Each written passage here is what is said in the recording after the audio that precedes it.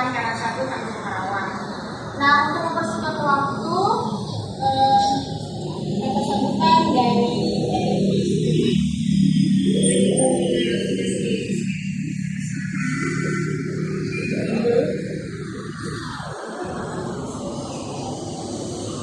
Assalamualaikum warahmatullahi wabarakatuh. Selamat siang semuanya, salam sejahtera bagi kita semua. Saya di sini sebagai wakil kepala sekolah dari SDN 1078 Kanan 1 Tanjung Karawang. Tanggapan saya dalam kegiatan diseminasi budaya positif dalam CGP ini sangat baik, bagus, karena membawa aura positif terhadap sekolah kita ini. Jadi mudah-mudahan dengan adanya CGP Angkatan 77 ini dapat memotivasi Bapak Ibu Guru untuk meningkatkan lagi kualitas inovatifnya dalam pembelajaran.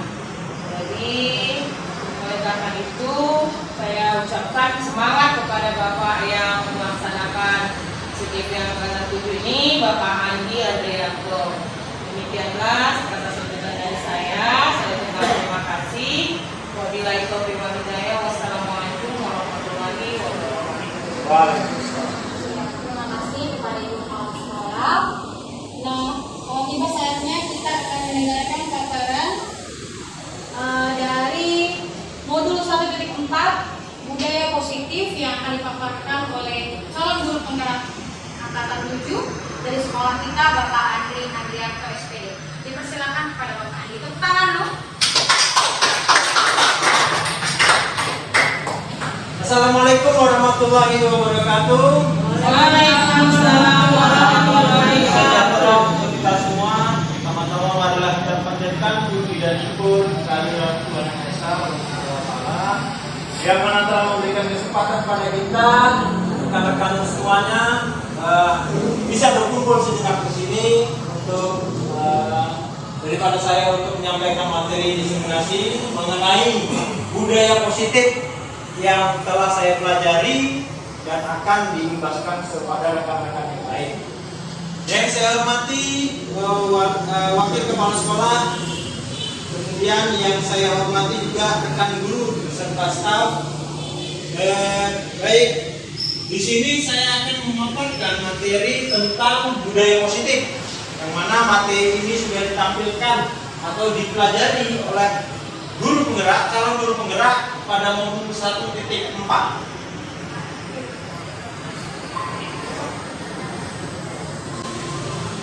Baik, kita berangkat dari tujuan pendidikan. Tujuan pendidikan menurut Ki Hajar Dewantara yaitu menuntun segala kodrat yang ada pada anak-anak agar mereka dapat mencapai keselamatan, kebahagiaan yang setinggi-tingginya baik sebagai manusia maupun sebagai masyarakat.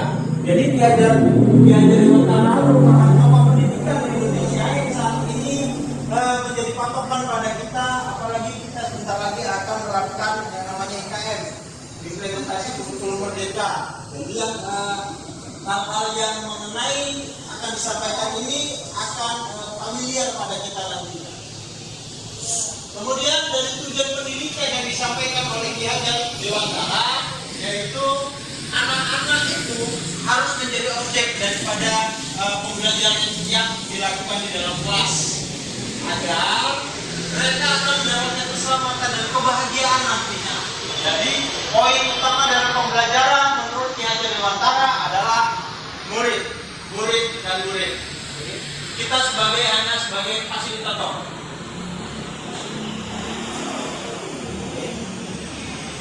Di awal tadi kita berbicara tentang budaya positif. Apa itu budaya positif? Budaya positif adalah kebiasaan-kebiasaan yang di dalamnya terdapat nilai-nilai kebaikan. Apa saja contohnya? Biasanya di kelas kita melakukan yang namanya disiplin, datangnya tepat, tidak terlambat, kemudian sopan santun, segala hal sesuatu atau kebiasaan-kebiasaan yang kita lakukan sehari-hari di dalam kelas yang memiliki nilai-nilai kebaikan, itulah yang disebut dengan budaya positif.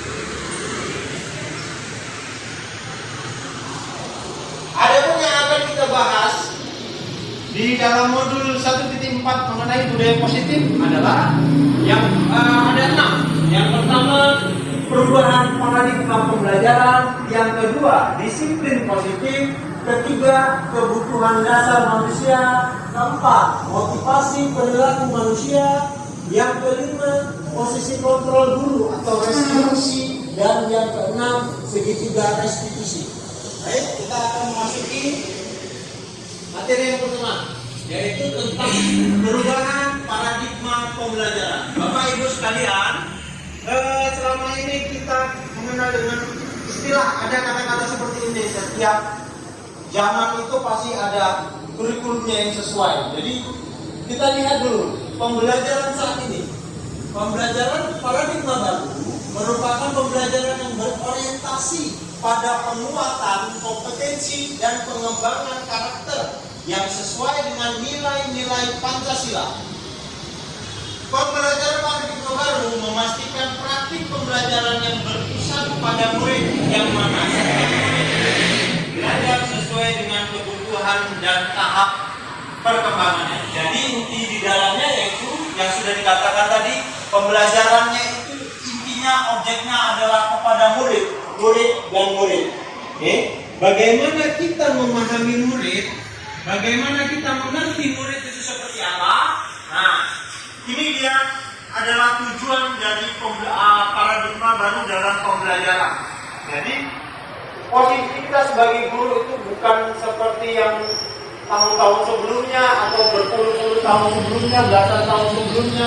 Saat ini pemerintah sudah mencanangkan ada namanya paradigma baru dalam pendidikan, dalam pembelajaran yang mengarah kepada profil pelajar Pancasila.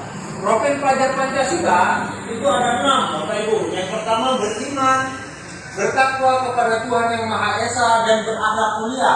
Yang kedua, mandiri.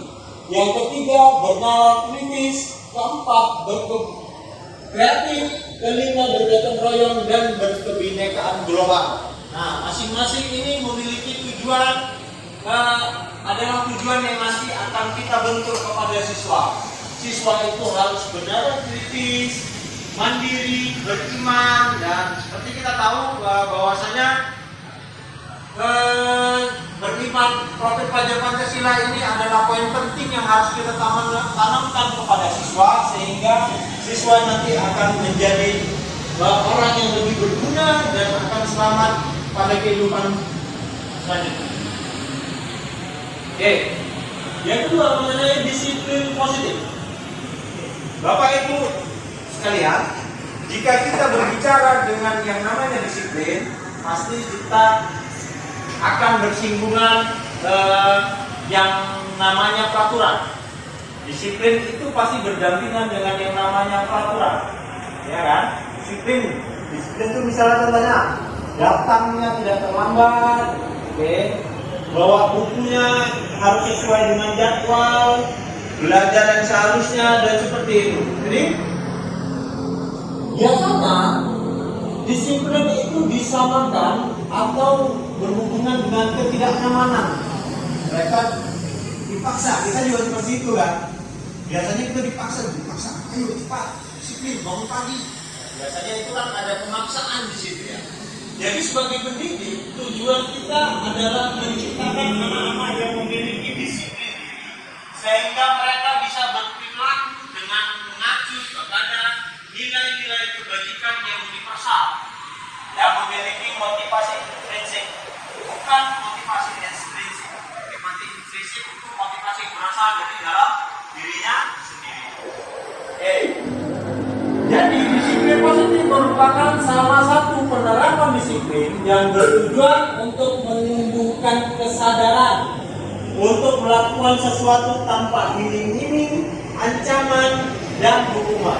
Jadi disiplin positif itu biasa kalau disiplin yang terlambat kena atom, yang nggak ngerjakan PR kena atom, yang tidak menaati peraturan kena atom, kan seperti itu. Nah, kita akan bergeser perlahan dari yang paradigma lama menjadi paradigma baru, yaitu kita menerapkan yang namanya disiplin positif. Disiplin positif, kita berusaha semaksimal mungkin untuk menumbuhkan kesadarannya dari dalam dirinya sendiri, bukan kita paksa. Baik, kita lanjutkan ke materi selanjutnya. Ini berhubungan. Ketika kita berbicara tentang anak, kita berbicara dengan orang dan juga manusia. Masih bersama dia. Jadi setiap manusia pasti memiliki kebutuhan-kebutuhan yang harus dipenuhinya. Namun ada 5 kebutuhan manusia yang harus terpenuhi. Yang pertama, kebutuhan untuk bertahan hidup. Kedua, kebutuhan untuk penguasaan. Yang ketiga, kebutuhan untuk kebebasan, kesenangan, dan kasih sayang. Bapak Ibu semuanya, murid kita juga merupakan manusia yang menginginkan kebutuhan-kebutuhan seperti ini. Jika kita memahami kebutuhan yang dimiliki siswa, kita akan lambat laun mengerti apa yang diinginkannya. Celah mana yang kita bisa masuk ke dirinya supaya mereka mendapatkan motivasi secara intrinsik. Contoh, kebutuhan bertahan hidup. Berarti setiap manusia itu butuh yang namanya bertahan hidup. Ya harus makan, ya harus kerja, ya harus pergi kemana-mana kan. Kemudian kebutuhan penguasaan. Setiap orang juga butuh yang namanya mendominasi, dengan kata lainnya.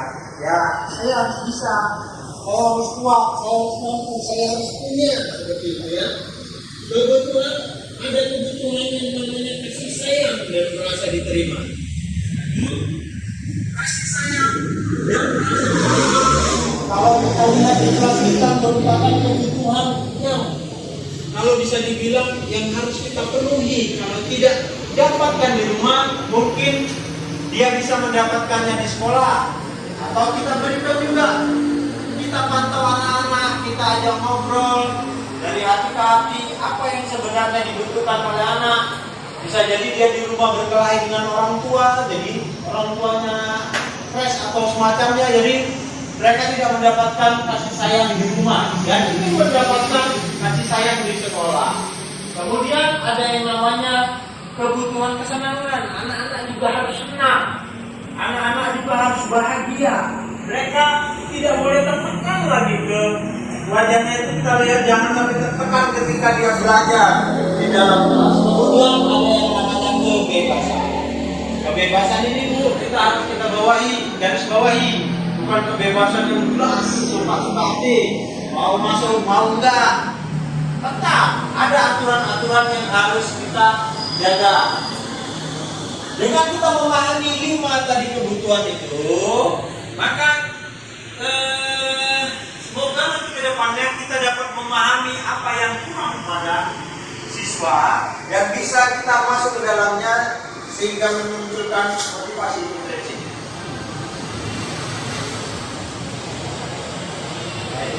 Bicara tentang motivasi, ya ada 3 model motivasi. Yang pertama, menghindari ketidaknyamanan dan hukuman. Biasanya orang yang disiplin itu mereka takut, ya kan? Dia kasih PR, lari lapangan 10 kali, misalnya kan? Jadi takut. Ada motivasi memang dikerjakan, tapi motivasinya dari luar. Kalau nggak kita hukum, nanti dia akan berbuat seperti itu lagi. Yang kedua, contoh, mendapatkan imbalan dan atau penghargaan dari orang lain. Contoh, siapa nanti yang juara 1 dikasih hadiah? Itu adalah contoh dari motivasi ekstrinsik. Harus ada imbalan dulu, harus ada iming-iming dulu, harus ada janji-janji dulu. Anak-anak nanti kalau kamu nanti juara 1, Bapak kasih ini. Yang bisa nyanyi, Bapak kasih ini. Nah, itu adalah contoh motivasi ekstrinsik. Boleh kayak itu? Boleh, tapi kurang tepat.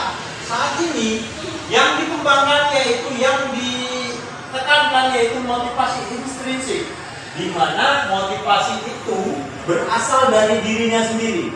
Dia paham apa yang salah dan apa yang benar pada dirinya sendiri. Contohnya itu menghargai nilai-nilai kebajikan dari diri sendiri. Apa itu yang baik, disiplin. Dia paham sendiri tanpa kita beritahu, dia akan tahu. Oke.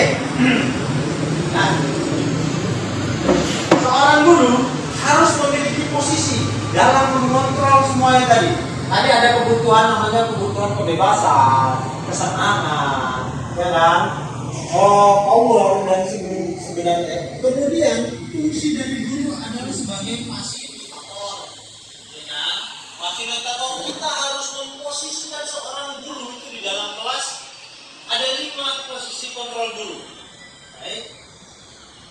Yang pertama, posisi penghukum. Posisi penghukum ini seorang guru memposisikan dirinya sebagai seorang penghukum.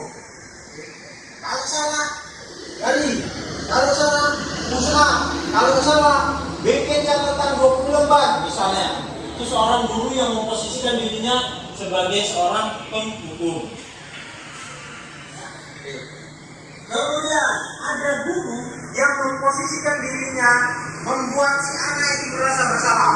Makanya, aduh, gara-gara kamu, bapak marah. Nah, ini kan apa? Anak akan merasa bersalah. Aduh, gara-gara aku, tadi kena marah, gara-gara aku, dia kena marah. Aduh, gitu kan? Ya. Kemudian ada posisi yang ketiga, yaitu teman. Teman itu kita ajak, kita rangkul anak muridnya, ya kan? Kita rangkul, ya udah gak apa-apa, lain kali jangan diulangi, seperti itu kan?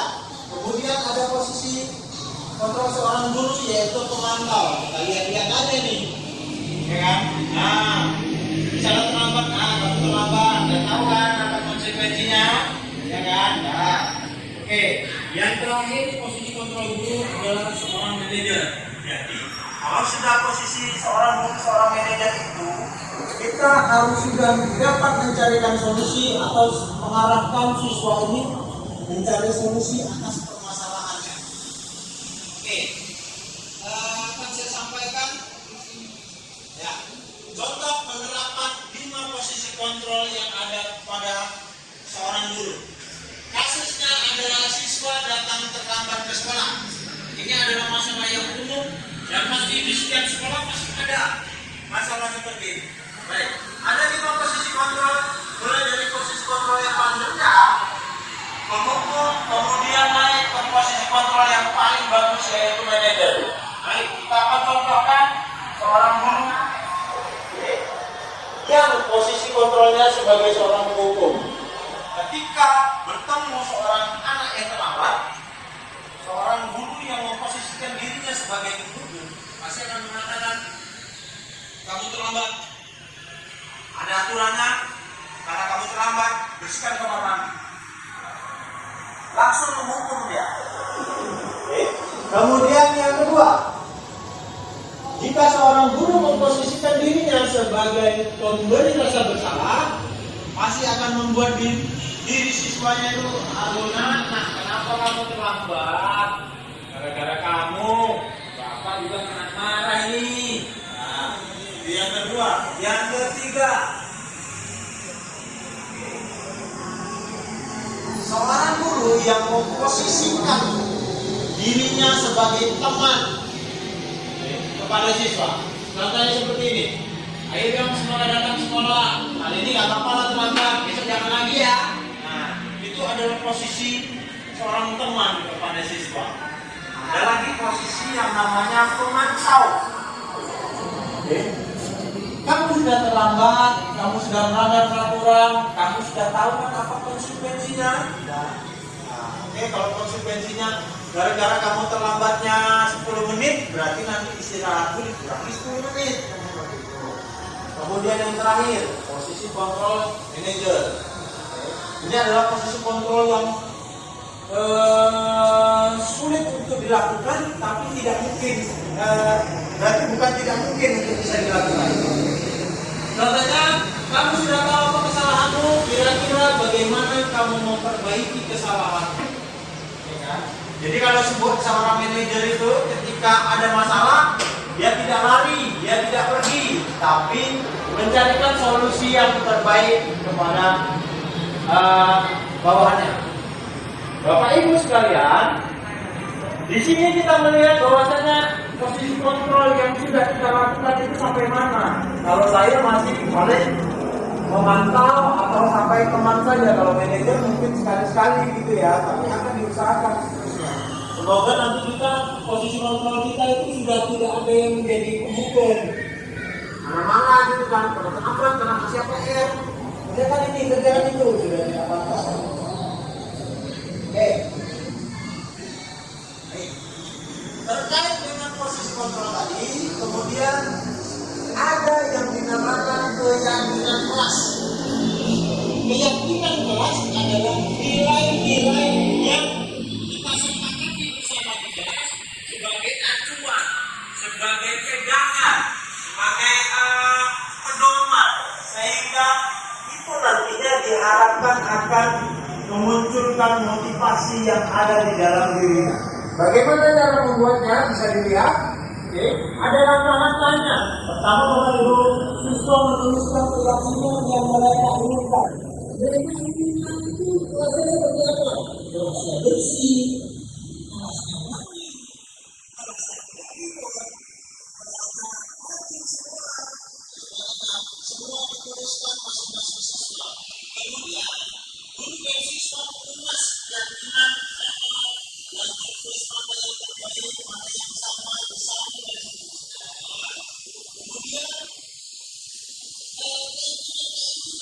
dibuat oleh siswa tadi disampaikan menjadikan yang namanya disepakati bersama menjadi keyakinan kelas.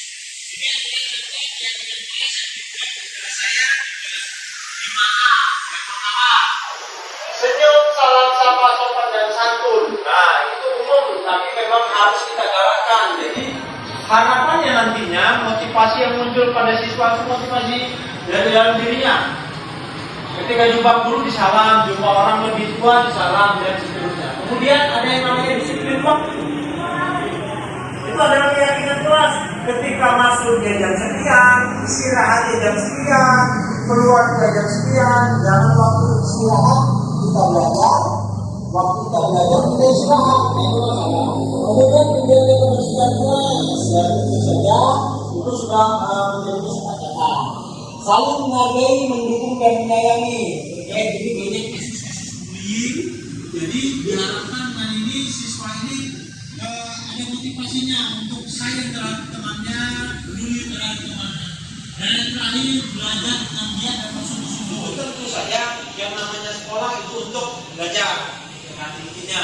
Jadi ini adalah keyakinan kelas yang dibuat oleh saya.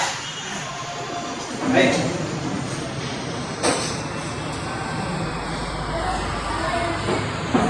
Untuk menciptakan kondisi yang baik, ya, ada yang dinamakan dengan segitiga restitusi, yaitu proses menciptakan kondisi bagi murid untuk memperbaiki kesalahan. Yang namanya murid, yang namanya manusia pasti pernah melakukan kesalahan, ya, pasti pernah melakukan kesalahan. Tapi apa yang paling penting ketika murid itu melakukan kesalahan, apa yang harus kita lakukan sebagai guru? Nah, dia ada yang namanya posisi kontrol guru itu sebagai posisi manajer. Ketika ada masalah, kita cari solusinya. Nah, tujuan dari restitusi ini adalah membantu murid untuk memiliki tujuan, disiplin positif, serta memulihkan dirinya setelah berbuat salah. Jadi anak-anak kalau setelah berbuat salah jangan kita hakimi terus. Salah kau. Tapi kita harus cari solusinya, gimana cara mengatasinya. Yang kedua tujuannya itu membantu murid untuk jujur pada diri sendiri dan evaluasi dampak dari kesalahan yang dilakukan. Yang ketiga memberi penawaran bukan paksaan. Seperti yang tadi, motivasi yang terbaik adalah motivasi intrinsik bukan ekstrinsik. Kita melatih siswa agar mereka punya motivasi yang sangat baik yang muncul dari dirinya sendiri. Langkah-langkah segitiga restitusi. Tadi tujuan restitusi adalah untuk membuat siswa ini menjadi lebih baik lagi ketika dia melakukan suatu kesalahan. Ada langkah-langkah segitiga restitusi. Langkah yang pertama yaitu menstabilkan identitas. Menstabilkan identitas itu maksudnya kita samakan persepsi dulu Bapak itu. Oh, karena kamu udah berbuat salah, ya Bapak juga pernah buat salah, gitu kan? Jadi, oke, kita lanjutkan. Kemudian langkah kedua, validasi tindakan yang salah. Anak-anak itu ketika melakukan kesalahan, tentunya alangkah baiknya siswa itu mengerti kalau dia sudah berbuat salah. Ya, tentu saja itu yang kita harapkan. Jadi sehingga anak itu tadi mau untuk berubah. Dan langkah yang ketiga yaitu menanyakan keyakinan. Tadi ada namanya keyakinan keras. Keyakinan keras itu sesuatu yang harus disepakati bersama di dalam kelas.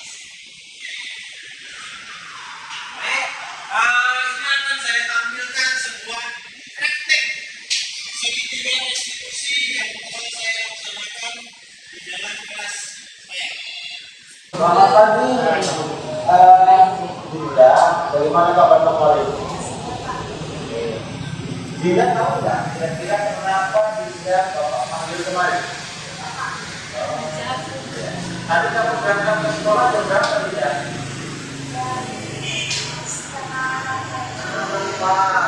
Sekolah kita masuk jam berapa ya? Jadi kalau itu terlambat atau tidak? Terlambat, ya. Dan apa yang kamu lakukan itu sama atau tidak? Tidak apa-apa ya. Semua orang namanya manusia pasti pernah melakukan kesalahan. Termasuk juga bapak juga kadang pernah terlambat. Ya, bapak juga pernah melakukan kesalahan. Kenapa kamu datang terlambat?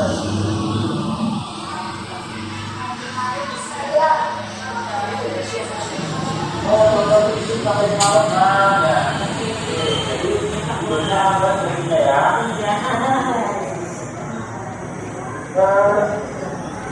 Bapak akan kembali. Maksudnya keyakinan kelas yang telah kita buat selama ini contohnya apa saja yang bisa kita buat? Disiplin itu seperti apa contohnya? Oh, berarti tidak melanggar ya, berarti orang tidak melanggar, berarti dia tidak disiplin ya kan? Oke. Kemudian coba disiplin ya. Apa yang sudah Dinda lakukan supaya Dinda tidak terlambat lagi datang sekolah? Tidur cepat. Supaya bisa tidur cepat, siapa yang kira-kira bisa membantu Dinda mengingatkan supaya Dinda tidur cepat? Mama ya. Jadi Dinda itu nanti untuk depannya mereka mengingatkan Dinda. Oh, boleh besok ya. Berarti nanti malam ya. Nanti malam setelah ini Dinda bisa berbicara dengan orang tua, mama ya, supaya diingatkan tempat tidur gitu ya. Oke, jadi depannya bapak harapkan Dinda bisa lebih disiplin lagi. Karena disiplin itu adalah modal, salah satu modal kita menuju kesuksesan. Ini ya.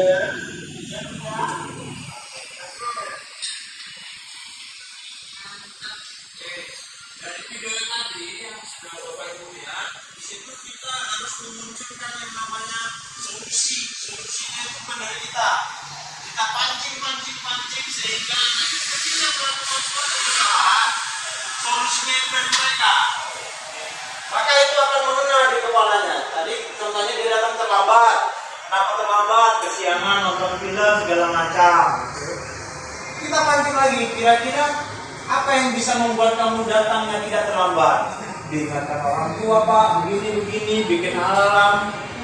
Semua itu bisa dibuat oleh anak tadi. Jadi pekerjaan kita sebagai guru itu menjadi lebih ringan. Jadi jangan kita lagi mencari solusi. Besok ada datang Pak, besok ada apa? Nah, tidak motivasinya sudah beda lagi. Jadi tidak ingatkan. Oke? Ya. Demikian Bapak Ibu materi yang sudah saya sampaikan. Semoga ini bisa menjadikan pengetahuan atau menambah hasanah pengetahuan kepada Bapak Ibu semuanya. Dan semoga kita nanti ke depannya menjadi guru yang lebih baik. Oke. Assalamualaikum warahmatullahi wabarakatuh. Wah.